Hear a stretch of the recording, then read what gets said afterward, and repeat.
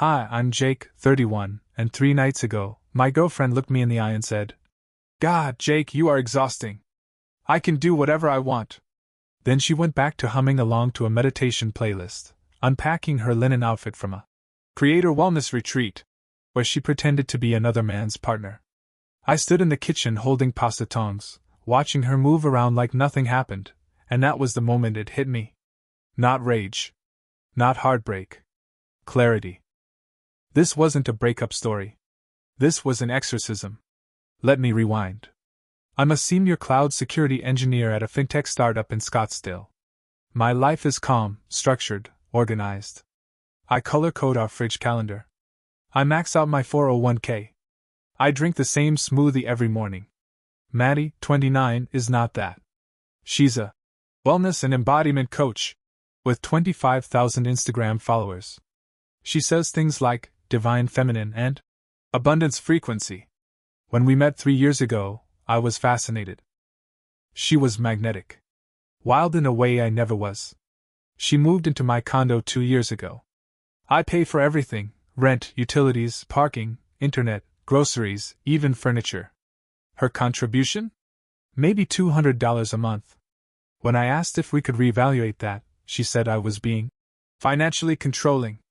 Over time, Maddie's energy shifted. She became distant. Snapped at me for loading the dishwasher. Wrong. Started buying outfits too fancy for the gym and spending weekends with a photographer/dash movement coach named Eli Torres. Eli is 32, built like a yoga ad, and posts shirtless captions like, masculine energy meets divine flow. Maddie claimed he was helping her elevate her brand. Cool. Fine. I didn't push.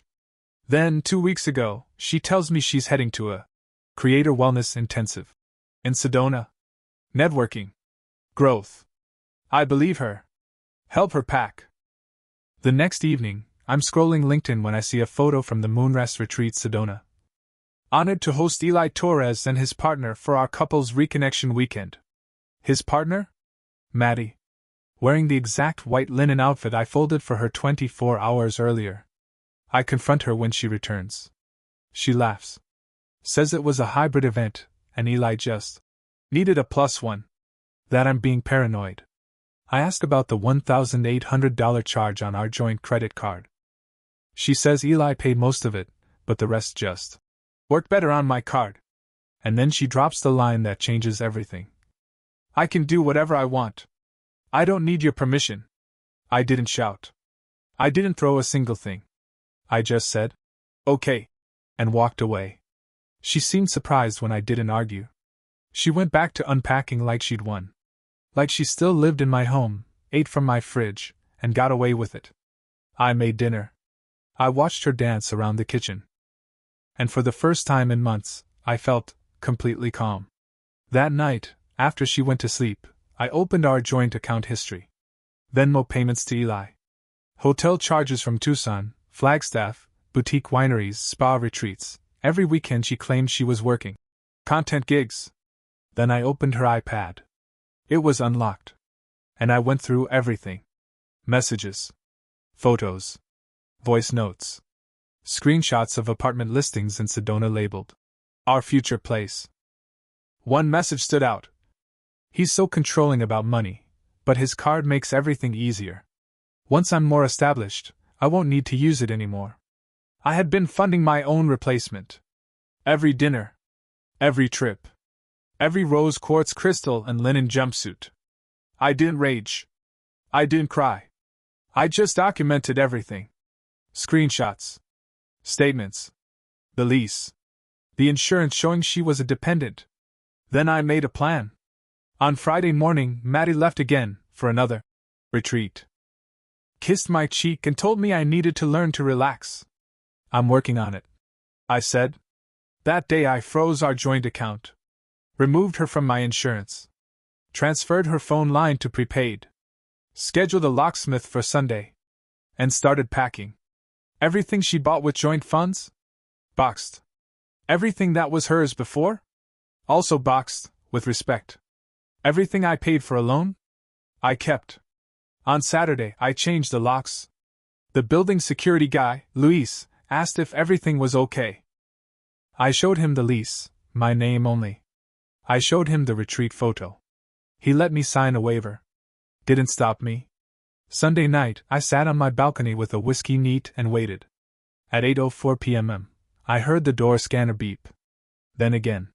Then again. Then knocking. Louise came up. Told her access had been revoked. She argued. Then called me. Voicemail. Then came her sister, Kelsey. She pounded the door, screaming, calling me an abuser, a coward. The hallway lit up with neighbors peeking out. I opened the door mid-tirade. Handed her a folder. Inside, screenshots of her retreat, 6 months of credit card charges with Eli's name highlighted, and messages between her and him, discussing her plan to move in with him after draining our account. Kelsey read them, page by page. Then turned to Maddie and said, "Get in the car." Now. Maddie started to protest. I said, "Get in the car." They left. I closed the door. And finally, exhaled. Monday morning, I woke up to 17 missed calls from Maddie. I didn't respond. Instead, I processed the final paperwork removing her from our insurance, confirmed the joint account freeze, and then got to work like it was any other Monday. That's when the social media bomb dropped. Maddie, never one to go quietly, posted a soft focus mirror selfie to her Instagram story. The caption? "Some men are threatened by women who know their worth. That's okay. I'll keep rising." At first, the comments were supportive. "Queen. Protect your peace. Men are intimidated by empowered women." Then someone commented, "Wait, wasn't that Moonrest retreat a couples event? And wasn't that Eli Torres with you?" Boom. It was like someone hit a fire alarm. Another follower posted screenshots of the Moonrest post, the one with Eli and Maddie labeled as partners. Someone else unearthed a now deleted pic of them kissing near Cathedral Rock. Her likes started disappearing. Her DMs were closed. Comments flooded with things like, "Is this empowerment, or just scamming your boyfriend's credit card? Interesting definition of feminine energy, adultery." The story disappeared within an hour. But it was too late. People had receipts.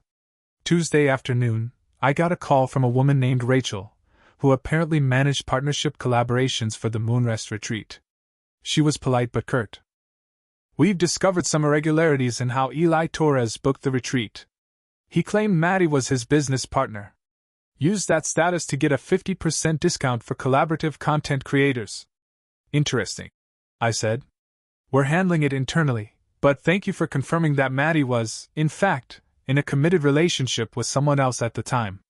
I didn't bother explaining further. By Wednesday, the calls from Maddie's mom started. She was furious. "Jake, how could you do this to her? You humiliated her. She's distraught." I explained calmly that Maddie had been conducting an affair for 6 months, funded with money from our joint account. "That's not possible," she said. "She told us you were financially abusive. That she paid for everything and you constantly held it over her." I opened my laptop. Sent her a spreadsheet. 2 years. Rent, utilities, groceries, internet, insurance, parking, shared expenses. Total, I had covered 85%. Maddie's mom never called back. By Thursday, things went eerily quiet. Like the eye of a storm. Then on Friday, I got a text from a random number. "This is Eli. We need to talk." 10 minutes later. "I know you're angry, but you're making this harder than it needs to be. Maddie's a mess. She made mistakes. But so did you. You were controlling, and you know it." I blocked the number. That Friday night, I did something radical. I went climbing. I called up my buddy Aaron, who I hadn't seen in months, and met him at the bouldering gym. Felt good to sweat, to grip something real, to exhaust my body instead of my soul. And that's where I met Brooke. She's 30, runs a small outdoor travel business. She was scaling AV4 like it was nothing, chalked hands and ponytail flying, and when we crossed paths near the auto belay, she just said, "Need a belay partner?" We climbed for 2 hours. Afterwards, she said, "Taco spot across the street. You in?" Over dinner, we talked life. Business. Exes. No pressure. When the bill came, I reached for it out of habit. She stopped me. We're just hanging out. Why would you pay for my food? She laughed, like I'd said something wild. It felt good. So I let her split the bill. And you know what? It felt amazing. Like fresh air. We talked for 3 hours. When she dropped me off, she said, "We should climb again sometime." That night, I got one more text from Maddie. Long rambling. She said she'd made mistakes, but I had pushed her away emotionally. That Eli had helped her feel passion again. But they were now on a break. Apparently he needed space. I don't have anywhere to go. Can we please just talk? I read it twice. Deleted it. Texted Brooke.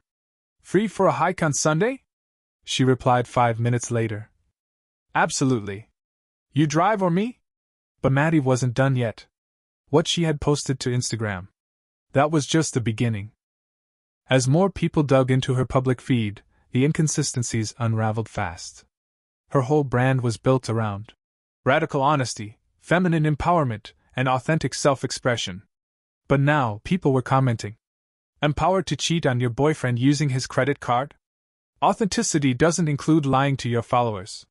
She tried to damage control. Posted a 5-slide carousel with some wellness speak. Relationships are complex. We don't always know the battles people are fighting. Women are held to impossible standards. But it was all vague. No ownership. Just therapy speak to dodge accountability. The comments? Brutal. People saw through it. 3 brand partnerships quietly ghosted her that week. A supplement company stopped tagging her. A yoga mat brand removed her from their ambassador page. One online course platform posted, "We strive to align with creators who embody transparency and integrity." They didn't name her. But everybody knew. Meanwhile, remember Rachel from Moonrest? She called again.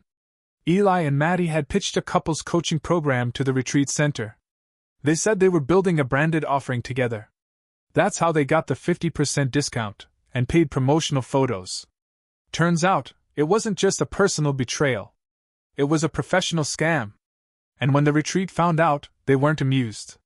Eli's reputation in the wellness circuit took a hit. Other retreat centers started distancing. Comments flooded his posts with, "Did you really lie to Moonrest?" And, "You and Maddie were never even business partners?" And then, Eli ghosted her. I found this out when Kelsey, Maddie's sister, reached out. She emailed me. "Jake, I'm sorry for yelling at you in the hallway. Maddie admitted everything. I feel horrible. I had no idea." According to Kelsey, Eli blocked Maddie 3 days after I changed the locks. Sent her a single text. "I need space. This is too much." Then vanished. Moved to Colorado. Wouldn't return calls. Changed his number. Maddie was heartbroken. She thought Eli was her soulmate. Kelsey asked if I'd be willing to meet with Maddie for closure. I said no. Closure is something she'd have to find without me. That weekend, Brooke and I went hiking near Prescott. 6 miles, light elevation. She packed lunch. I brought the coffee. At the summit, we sat on a rock, sun on our faces, breeze in our hair. It was the most peace I'd felt in years. No drama. No chaos. Just 2 people who paid for their own snacks and liked each other's company. And that's when it hit me. This wasn't a rebound. This was the beginning of something better. 3 weeks after Maddie got locked out, I got a call from her mom again. Different tone this time. Calm. Almost resigned. "Jake, could we meet for coffee?" I said okay. We met at a Starbucks near my office. She was already sitting when I arrived, hands wrapped around a drink she hadn't touched. When I sat down, she looked up and blurted, "I'm sorry. I owe you a big apology." She said Maddie had lied. 4 months. Had told the family I was controlling with money, that I monitored her purchases, refused to help with her wellness business, made her feel unsafe. The spreadsheet I'd sent? That opened her eyes. "You covered nearly everything for 2 years. Rent, food, health insurance, furniture." She made it sound like you nickel and dimed her. Then she told me something I wasn't expecting. Maddie had asked to move back home? And her mom said no. She's almost 30. It's time she learned that choices have consequences. And just like that, I knew something had shifted, for good. That same weekend, Brooke asked if I wanted to go camping. Sedona. At first I hesitated. I mean Sedona. Ground zero for the retreat. For Eli. For Lynn and Alphagate. But then I realized, that's exactly why I should go. To overwrite the memory. So we went. Just us, a tent, and the red rocks. We hiked, ate trail mix, told dumb stories under the stars. She made me laugh so hard I snorted water out of my nose. That night, as we watched the sunrise from a rock ledge, Brooke reached over and took my hand.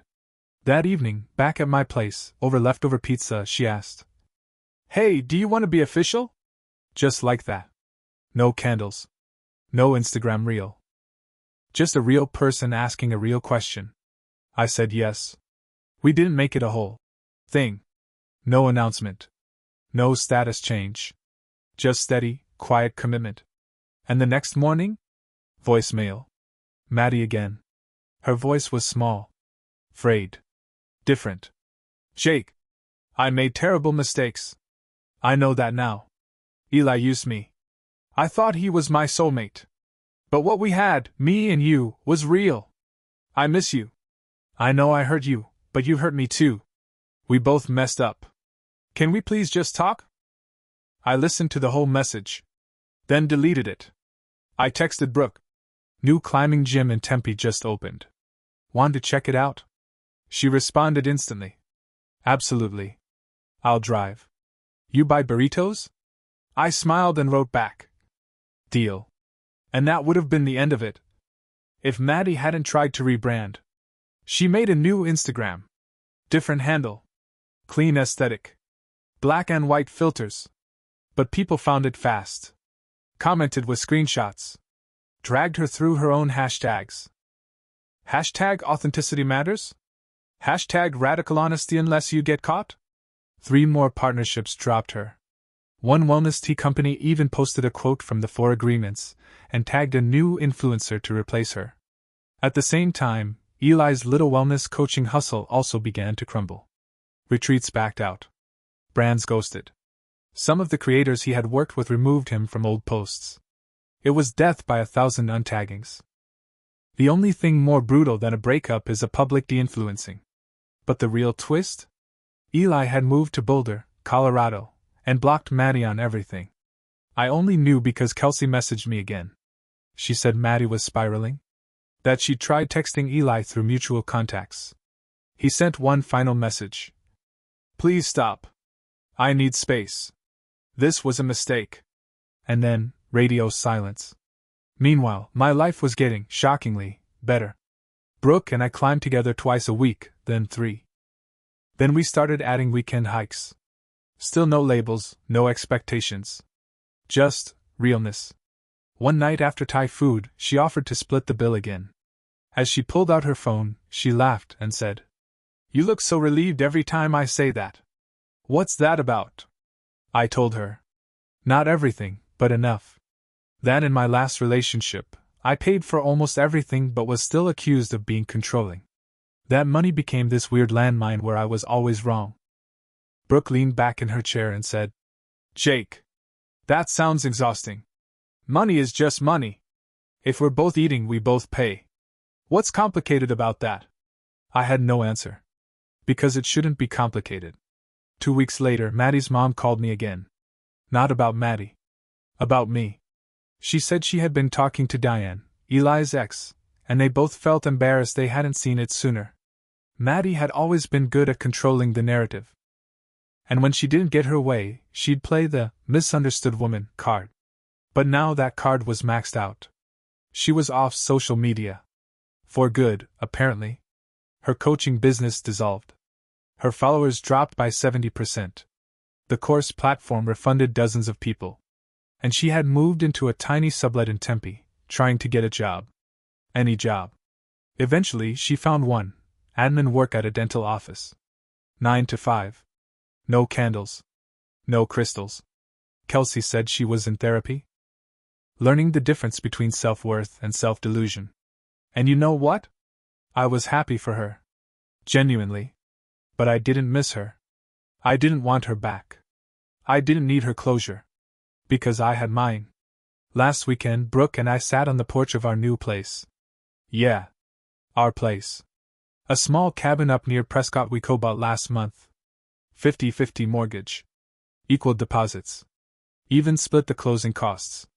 Brooke insisted. If we're building something together, we're building it together. The place needs work, paint, fixtures, landscaping, but it's ours. Every weekend we drive up, put on old clothes, and fix things ourselves. Her parents came one weekend and helped us install lighting. My mom came the next and helped us lay gravel for the front walk. No drama. No manipulation. Just people showing up. The future feels solid. No followers. No filters. No soulmates in white linen shirts. Just burritos, boots, and rock walls. 3 months ago, I got a call from an unknown number. I almost didn't pick up. It was Maddie. She'd borrowed someone's phone. Her voice was hoarse. Small. Jake, please don't hang up. I just need 5 minutes. I didn't say anything. She started talking. Eli had ghosted her completely. Changed numbers. Moved to Boulder. She was subletting a room in Tempe, working front desk at a dental office. She tried starting a new coaching page, but people found it. Screenshots followed her. Every brand refused to work with her. Her words came out fast, like she'd rehearsed them. I made a mistake. A huge one. But it wasn't real with Eli. He told me what I wanted to hear. What we had, that was real. 3 years, Jake. Doesn't that count for something? I let her finish. Then I said, Maddie, this was never about cheating. What broke us was the lying. The financial betrayal. You spent 6 months building a life with someone else, using my money. You told him I was controlling while shopping with my credit card. And now that it's all gone, you want to come back. She got quiet. Then she cried. He manipulated me. I see it now. I've changed. I didn't raise my voice. You didn't make a mistake, Maddie. You made a lifestyle. And the only reason you want me back is because it collapsed. That's not fair. She whispered. Maybe not. I said. But it's true. I wished her well. Told her I didn't hate her. But I had moved on. I was seeing someone. I was happy. And I needed her to stop calling me. She asked who I was seeing. I didn't answer. I hung up. When I got home that night, Brooke was already at the cabin, stirring a pot of coconut curry. She looked up, saw my face, and didn't ask anything. She just hugged me. Whatever it is, she said, I'm proud of you. No jealousy. No drama. Just peace. It's been 5 months now. Brooke and I are building something real. We don't have joint accounts. We don't keep score. She grabs groceries 1 week, I pay for repairs the next. We split the little stuff. We plan the big stuff together. The cabin's slowly turning into home. Her dog now has a bed under my desk. My climbing gear hangs next to hers in the mudroom. We're not rushing anything. There's no Instagram announcement. No reels. Just us. And Maddie? From what I've heard, she's still off social media. She's still in therapy. Kelsey says she's slowly improving. I hope she keeps going. But I don't regret how it ended. Not for a second. Last weekend, Brooke and I sat on the porch, watching the sun melt over the trees. She leaned on my shoulder and said, Do you ever think about how different your life would be if you'd stayed? I thought about it. Then I said, Yeah. I'd still be paying for someone else's life while being told I was the problem. She smiled. Glad you didn't stay. Me too. Because the best revenge isn't public fallout or social media justice. It's peace. It's partnership. It's building a life so good, you forget you were ever trying to get even. And that's exactly what I have now.